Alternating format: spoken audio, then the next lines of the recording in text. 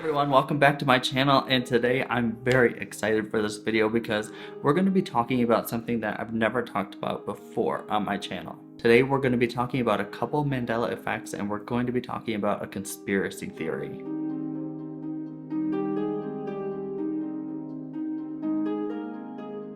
So I haven't talked at all about conspiracy theories or Mandela effects on my channel, and it's something that I may do more of in the future, but I just never thought that it really fit with my channel because I'm more of a paranormal or supernatural type channel where I talk about ghosts and ghost hunting and stuff like that. But Mandela effects and conspiracy theories are something that have always interested me, and so the ones that I'm going to be talking about today all revolve around horror movies because I love me some horror movies.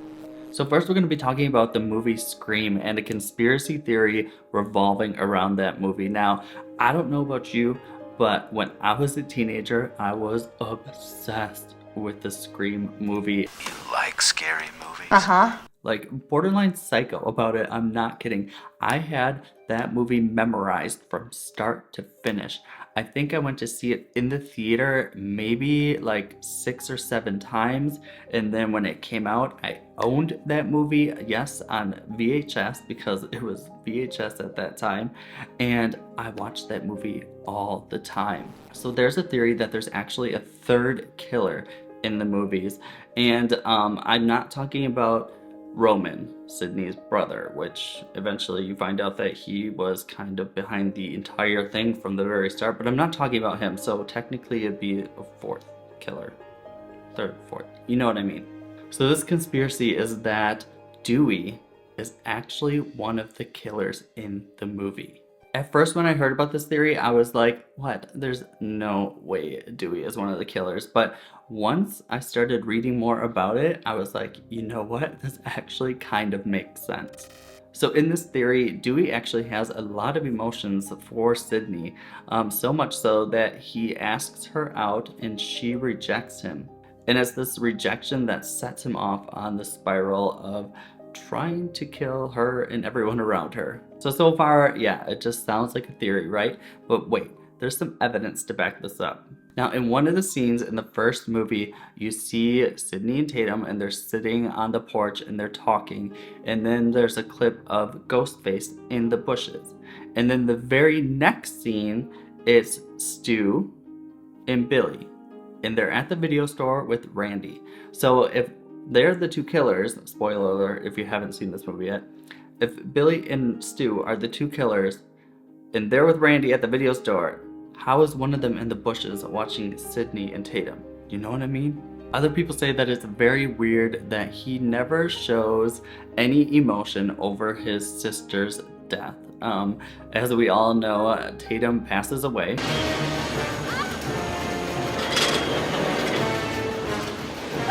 But Dewey never has any reaction to it in any of the movies. I don't think he even mentions it in any of the movies.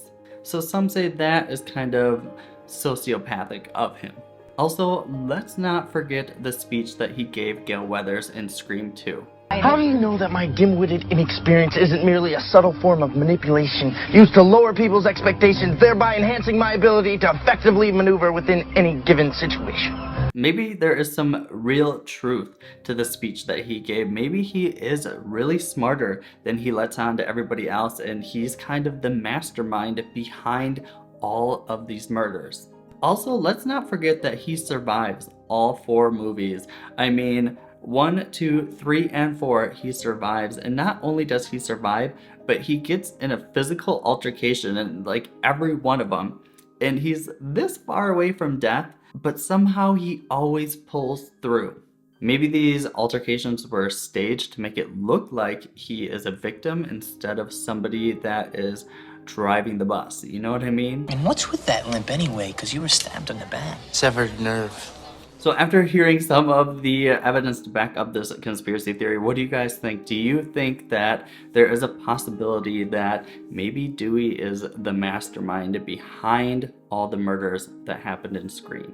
I don't know, but I think it's very interesting to think about, and I haven't been able to watch the movies and look at them the same way since I read this theory. Alright, so next let's talk about some Mandela effects. And Mandela effects, oh my goodness, they give me life. I'm not kidding. They just like mess my brain up. If you don't know what a Mandela effect is, how do I explain this?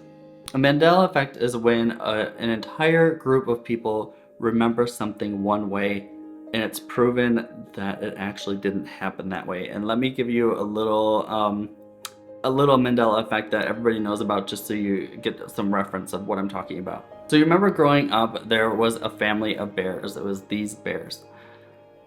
And everybody remembers them being called the Berenstain Bears, right? Wrong. It's not the Berenstain Bears. It was never the Berenstain Bears. It's the Berenstain Bears. Yes, if you go back and look on all the books or any merchandise of this child's toy or whatever they were, cartoon, it was never the Berenstain Bears. It was the Berenstain Bears. So now, how do Mandela effects even happen? Some people think it's because of time travel. Now, people think if you go back in time and change something, it causes a ripple effect or a butterfly effect. So you might change one thing and a lot of other things get altered or skewed.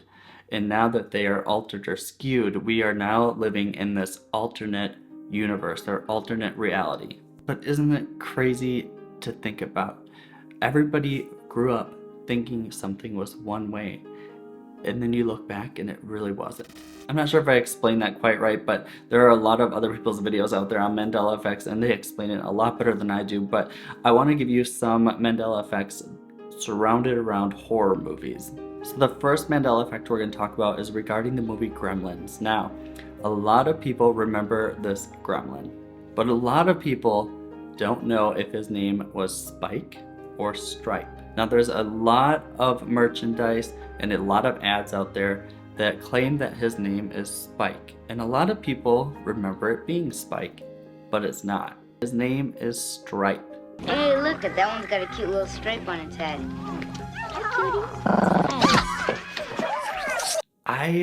To be honest, I really don't remember if I remember it one way or the other.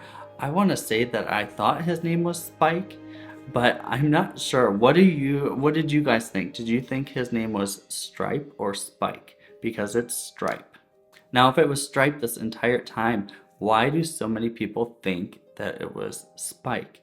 And why is it on merchandise? And why is it on different ads? Was it really Spike at one time and somehow we are now in an alternate universe where it is Stripe? I don't know.